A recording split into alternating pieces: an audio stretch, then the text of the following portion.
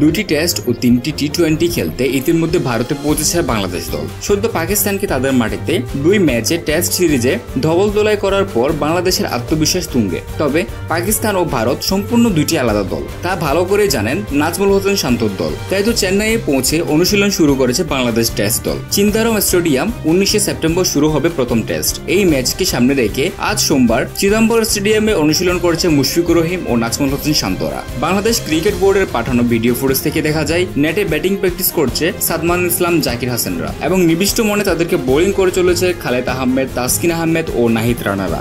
এছাড়াও উইকেটের পেছনে ছিলেন লিটন কুমার দাসও। এমনকি ব্যাটারদের বল ছুড়েছিলেন সহকারী কোচও। নাহিদ রানাদের কল্যাণে পাকিস্তানে ইতিহাস গড়া গেছে। লিটন দাসও রেখেছিলেন অনেক বড় ভূমিকা। চেন্নাইয়ের চিদাম্বরম স্টেডিয়ামের সেন্টার উইকেটে রানাদের বল খেলেই এলকেডি প্রস্তুত হচ্ছেন। রাওয়ালপিন্ডির ইতিহাসে পুনর্মঞ্চায়ন করতে চাইলে ক্লাসিক লিটন দাস জ্বলে উঠতে হবে সমমহিমায়। ভারতে বিশেষ করে চেন্নাইয়ের স্পিনারের রোলটা গুরুত্বপূর্ণ হতে পারে। চেন্নাইয়ে পৌঁছে প্রথম দিনের অনুশীলনে তাইজুল নাইমরা সেই মহড়াই করে রাখে। 2 টেস্টে সাদমান ইসলামের গুরুত্বপূর্ণ ভূমিকা ছিল। চেন্নাইয়ের নেটে তিনি সিরিয়াস। গল্প ভিন্ন হলেও অধিনায়ক নাজমুল হোসেন শান্তর সিরিয়াসনেসেরও কমতি ছিল না। ভারত বধ করতে চাইলে অধিনায়ককে যে রানে ফিরতেই হবে। কখনো থ্রো ডাউন করে বা কখনো অফ স্পিন করে শিষ্যদের অনুশীলনে নজর রাখছিলেন হেড কোচ চান্দিকা হাতুরি সিংহে। হাতুরি সিংহে জানেন হেড কোচের চাকরি টিকিয়ে রাখতে হলে এই অ্যাসাইনমেন্ট তার জন্য কতটুকু গুরুত্বপূর্ণ।